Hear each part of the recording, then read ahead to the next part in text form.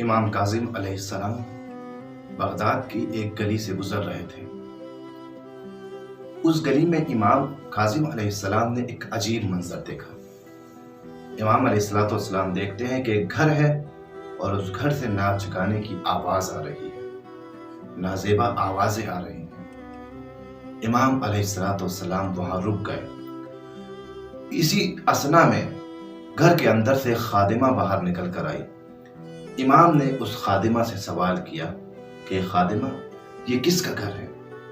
آیا یہ کسی غلام کا گھر ہے یا آزاد کا گھر ہے؟ اس خادمہ نے کہا کہ یہ آزاد کا گھر ہے اور میں اس کی خادمہ ہوں۔ امام علیہ السلام نے جواب دیا، ہاں، شاید اس آزاد نے خود کو روز قیامت کے حساب و کتاب سے بھی آزاد سمجھ لیا ہے۔ کیونکہ اگر کسی بندے کا گھر ہوتا، اگر کسی غلام کا گھر ہوتا تو اس طریقے سے اس گھر سے ناچ گانے کی آواز نہ آتی۔ اور یہ کہہ کر امام اپنے راستے پر آگے کی جانب بڑھ گئے۔ یہ خادمہ واپس اپنے گھر میں پہنچی۔ مالک نے، آقا نے تاخیر کا سبب دریافت کیا تو اس خادمہ نے جواب دیا کہ کوئی شخص تھا جو اس طریقے کا سوال کر رہا تھا۔ بس وہ شخص حیران ہوا۔ تاریخ نے اس شخص کا نام بشر حافی رکھا۔ اس نے کہا کہ ایسی گفتگو کوئی اور نہیں کر سکتا سوائے امام وقت کے۔ فوراً اس نے گھر والوں کو حکم دیا کہ ناچ گانے کو بند کر دیا جائے اور دروازے کی طرف دوڑا۔ کنیز نے، خادمہ نے کہا کہ کم سے کم اپنے جوتے پہن کر جائیے، مگر اس شخص نے فرمایا کہ نہیں، اتنا بھی وقت نہیں ہے کہ میں اپنے جوتوں کو پہنوں۔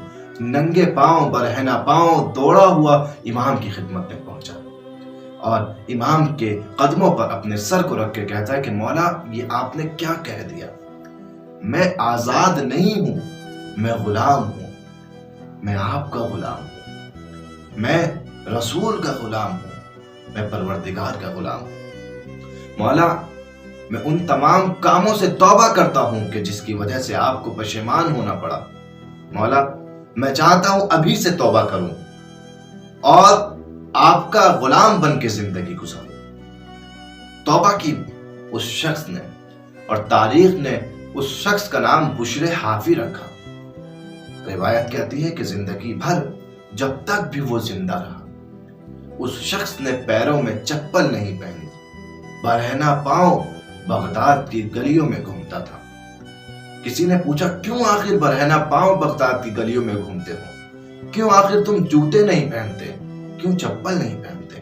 اس شخص نے کہا، تاکہ مجھے یاد رہے میں نے جس وقت امام کے سامنے توبہ کی تھی، میں اسی حالت میں برہنہ پاؤں موجود تھا، لہذا چاہتا ہوں کہ مرتے وقت تک اس توبہ کو یاد رکھوں، تاکہ جب اس دنیا سے جاؤں تو بندہ بن کے اس دنیا سے جاؤں، امام کا غلام بن کے اس دنیا سے جاؤں، تاکہ امام مجھ سے راضی ہو جائے، تاکہ پروردگار مجھ سے راضی ہو جائے۔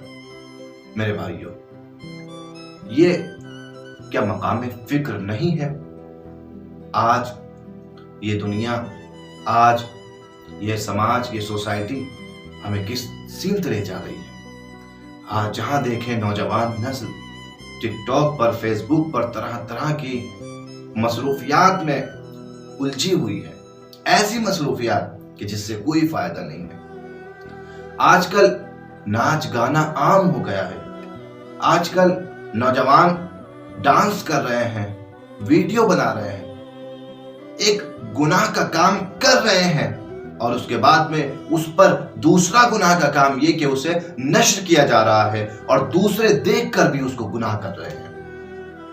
یہ اور بھی بڑا گناہ ہے، یعنی جس طریقے سے ثواب جاریہ ہوتا ہے، یہ گناہ جاریہ ہے۔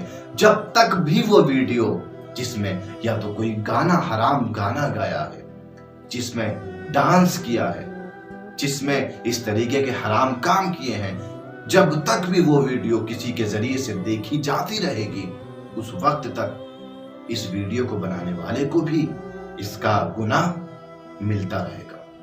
کیا ہمارے سامنے امام کا یہ واقعہ، امام کی یہ داستان موجود نہیں ہے کہ اگر امام ہمارے گھر کے آگے سے گزر جائیں تو ہم امام کو کس طریقے سے منہ دکھائیں گے، ہم کس طریقے سے امام سے سامنا کریں گے؟